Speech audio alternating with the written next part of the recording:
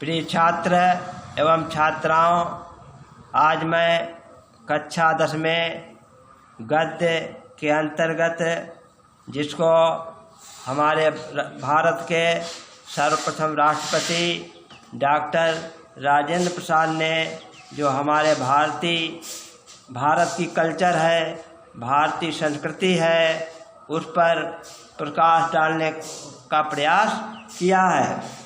ये एक नैतिक और आध्यात्मिक सोच है।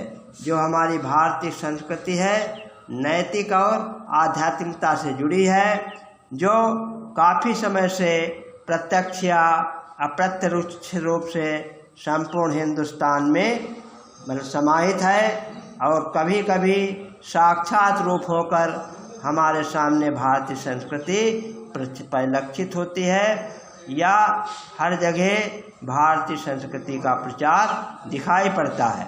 ये हमारा अहोभाग्य है कि हमने ऐसे ही साक्षात रूप को अपने बीच चलते फिरते हंसते रोते भी देखा है कि जो भारतीय संस्कृति है कहीं इसका विकास हुआ, कहीं इसका दमन हुआ। और जितने अमृत की याद दिलाकर हमारी सूखी हड्डियों में नई मज्जा डालकर हमारे मृत शरीर में नए प्राण फूके। लेखक महोदय कहते हैं हमारे देश में ऐसे भी मानव हुए जो अमृत की साधना को याद दिला करके लोगों में जो निरीह प्राणी थे, जिन्होंने अपने संसार में निराशा, उनके जीवन में निराशा ही भरी थी, उनमें आशा का संचार करके उनके मरे हुए शरीर में तेजस्विता संचारित कर दी और मुरझाए हुए दिलों को फिर खिला दिया। और जो उनके मुरझाए हुए चेहरे थे, हमारे देश के महापुरुषों ने उनको प्रसन्न कर दिया। वो अमृत तो सत्य और अहिंसा का है। जो हमारी भारतीय संस्कृति का कल्चर है, अमृत तो सत्य और अहिंसा का है। क्योंकि महात्मा गांधी ने कहा था, असत्य, हिंसा और अन्याय के सामने झुकना कायरता है। इसी बात का अवलोकन करते हुए हमारे देश के सर्वप्रथम राष्ट्रपति डॉक्टर राजेंद्र प्रसाद जी सत्य को अमर बनाने एवं अहिंसा को अमर बनाने का प्रयास करते हुए भारतीय संस्कृति पर प्रकाश डाल रहे हैं, जो केवल इसी देश के लिए नहीं, आज मानव मात्र के जीवन के लिए अत्यंत आवश्यक हो गया है। क्यों जो सत्य का आचरण है, अहिंसा का आचरण है, ये हमारे हिंदुस्तान के लिए नहीं, मानव के कल्याण के लिए या भलाई के लिए जरूरी हो गया है। हम इस देश में वास्तव में लोकतंत्र का निर्माण कर चुके हैं। लोकतंत्र वो शक्ति है जिसमें प्रजा के द्वारा जो एक राजा का निर्माण किया जाता है और प्रजा के द्वारा उसको गद्दी से उतार दिया जाता है। ऐसा है हमारा भारत देश, जिसका अर्थ है व्यक्ति जो है पूर्ण रूप से स्वतंत्र है, जिसमें वो अपना पूरा विकास कर सकता है, डेवलप कर सकता है और साथ ही सामूहिक और सामाजिक एकता को भी कायम कर सकता है। व्यक्ति और समाज के बीच में जो विरोध हैं, एक दूसरे के विरोध की खाइयाँ हैं, उनको लेखक महोदय ने समाप्त करने का प्रयास किया। ये जो है सत्य और अहिंसा के द्वारा ही इसको समाप्त किया जा सकता है। व्यक्ति अपनी उन्नति और विकास चाहता है। लेखक महोदय कहते हैं मानव मात्र या संसार का संपूर्ण प्राणी अपने और उन्नति और विकास में लगा हुआ है, और यदि एक की उन्नति और विकास दूसरे की उन्नति और विकास में बाधक हो तो संघर्ष पैदा होता है। लेखक महोदय कहते हैं जब हमारे हिंदुस्तान का एक व्यक्ति उन्नत करता है, दूसरी बाधा पैदा करता है, तो वहीं पर संघर्ष की स्थिति आ जाती है। और ये संघर्ष वास्तव में हमारे हिंदुस्तान में तभी दूर हो सकता है जब सबका विकास और सबका साथ और उनके रास्ते अहिंसा के होंगे। हमारी सारी संस्कृति का मूलाधार इसी अहिंसा तत्व पर स्थापित रहा है। वास्तव में अहिंसा परमो धर्मा, क्योंकि अहिंसा के विषय में तमाम ऋषि मुनियों ने भी उपदेश दिया। अहिंसा वास्तव में परम सत्य है। जहाँ जहाँ हमारे नैतिक सिद्धांतों का वर्णन आया, लेखक महोदय कहते हैं जहाँ पर हमारे नैतिक सिद्धांतों के निर्माण का वर्णन मिलता है, अहिंसा को इसमें मुख्य स्थान प्रतिपादित किया गया। अहिंसा का दूसरा नाम जो है, दूसरा नाम या दूसरा रूप त्याग और बलिदान की भावना से है। जो भरा नहीं है भावों से, बहती जिसमें रसधार नहीं, वो हृदय नहीं, वो पत्थर है जिसमें स्वदेश का प्यार नहीं। और हिंसा का दूसरा रूप मतलब स्वार्थ है। आजकल तमाम लोग जो हैं स्वार्थ की भावना से दूसरे को गर्त में डाल देते हैं और स्वयं निकलने का प्रयास करते हैं, जो प्रायः भोग के रूप में हमारे सामने आता है। स्वार्थ जो है, लेखक महोदय ने भोग के मतलब भोग के विषय में बताया कि स्वार्थ का दूसरा नाम भोग है। पर हमारी सभ्यता ने तो भोग भी त्याग से ही निकाला है।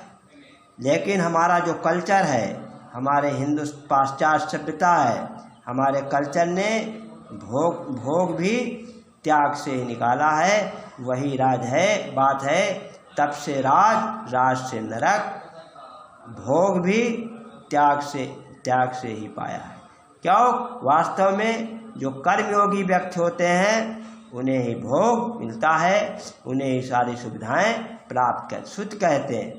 हमारे वेदांग कहते हैं तेन त्यक्तेन भुंजिन तुम, त्याग पूर्वक इसका भोग करो।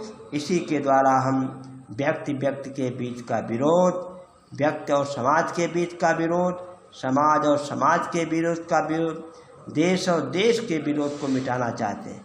लेखक महोदय यहाँ पर जो व्यक्तियों के बीच में विरोध है, सामाजिक विरोध है, समाज और समाज के बीच में विरोध है, देश और एक देश दूसरे देश से लड़ता झगड़ता है, लेखक महोदय कहते हैं मैं इस प्रकार के विरोध को नहीं चाहता। हमारी सारी नैतिक जो चेतना है इसी तत्व से ओतप्रोत है। लेखक महोदय कहते हैं हमारे अंदर वास्तव में नैतिक चेतना जब ही जागृत होगी जब हम विरोधाभास की भावना का परित्याग कर देंगे। इसलिए हमने अलग अलग विचारधाराओं को आज़ादी पूर्वक अपने अपने रास्ते बहने दिया। लेखक महोदय कहते हैं हमारे देश में तमाम प्रकार के विचारधाराओं के लोग हैं। कोई हिंदू धर्म को मानता है, कोई मुस्लिम धर्म को मानता है, कोई सिख धर्म को मानता है, लेकिन हमने सबको समान अधिकार प्राप्त कर दी।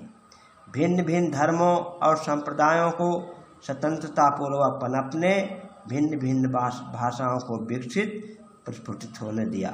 लेखक महोदय कहते हैं हमने सभी धर्मों का सम्मान किया, संप्रदायों को भी सम्मान किया और स्वतंत्रता पूर्वक उनको पनपने और नाना प्रकार की भाषाओं को अपने हिंदुस्तान में विकसित और पल्लवित होने दिया। भिन्न भिन्न देशों की संस्कृतियों को अपने देश में मिलाया। जो अलग अलग देश का कल्चर था, अलग अलग देश की संस्कृति थी, उसको हमने अपने हिंदुस्तान में समाहित किया और अपने को उनमें मिलाने का प्रयास किया। जिस प्रकार से हमारे हिंदुस्तान में या विश्व में तमाम नदियां बहती हैं, अंततोगत्ता समुद्र में मिल जाती हैं, उसी प्रकार से हमने सबको महत्वपूर्ण स्थान दिया। अर्थात लेखक का कहने का मतलब ये है हमने सभी संस्कृतियों को सम्मान दिया और देश तथा विदेश में एक सूत्रता तलवार के जोर से नहीं बल्कि प्रेम और सौहार्द से स्थापित की। यहाँ पर लेखक महोदय देश और विदेश में जो आज कलह फैला हुआ है उस पर ध्यानावलोकन करते हुए कहते हैं हमने तलवार के दम पर नहीं बल्कि प्रेम की शक्ति से हमने संपूर्ण विश्व को बांधने का प्रयास किया। दूसरे के हाथों और पैरों पर, घर और संपत्ति पर जबरदस्ती कब्जा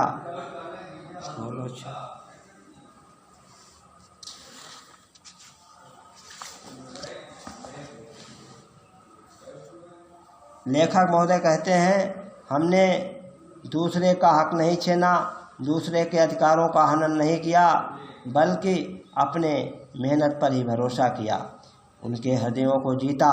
लेखक महोदय कहते हैं, हमने जो सत्य मतलब हमारा हिंदुस्तान जिनको सत्य समझता था, उनको हमने प्रेम के द्वारा जीता, और इसी वजह से प्रभुत्व जो चरित्र और चेतना का प्रभुत्व है, आज भी बहुत अंशों में कायम है।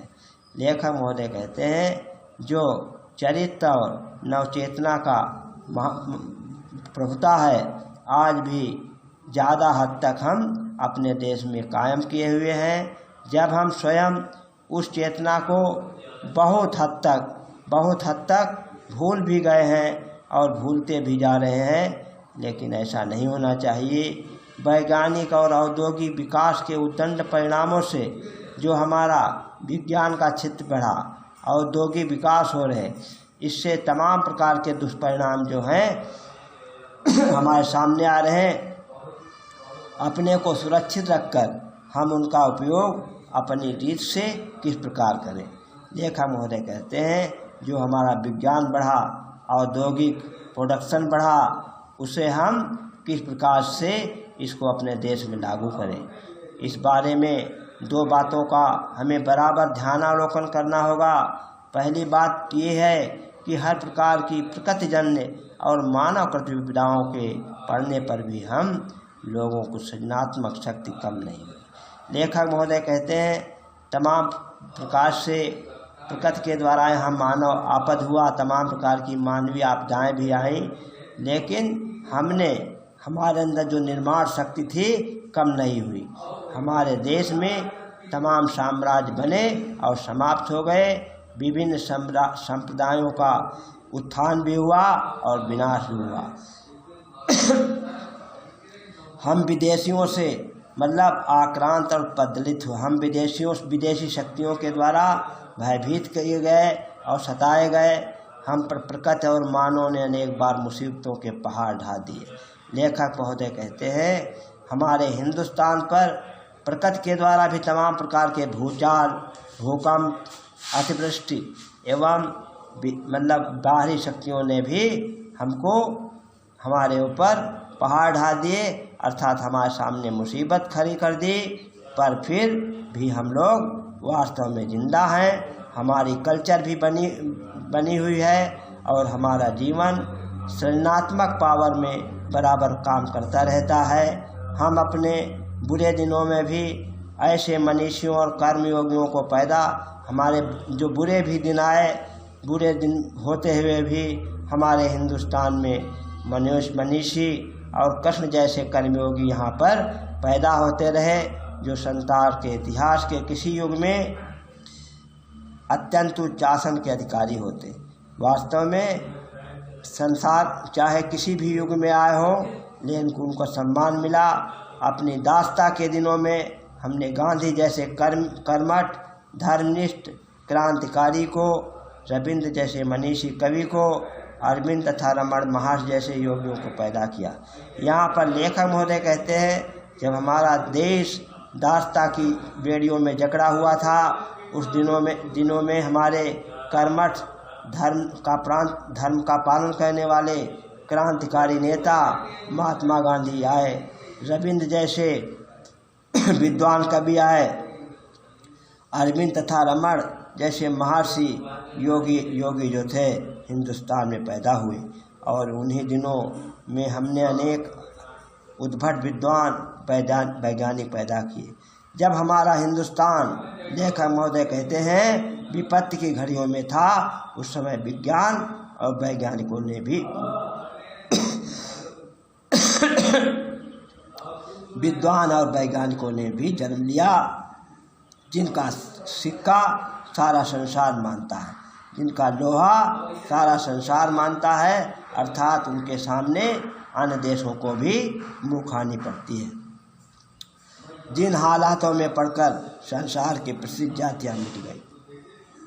लेखक महोदय कहते हैं, हमारे देश के ऐसे हालात बिगड़े, जो रईस वर्ग की जातियाँ थी वो भी समाप्त हो गईं। उनमें हम न केवल जीवित ही रहे, वरन अपने आध्यात्मिक और बौद्धिक गौरव को बनाए रख सके।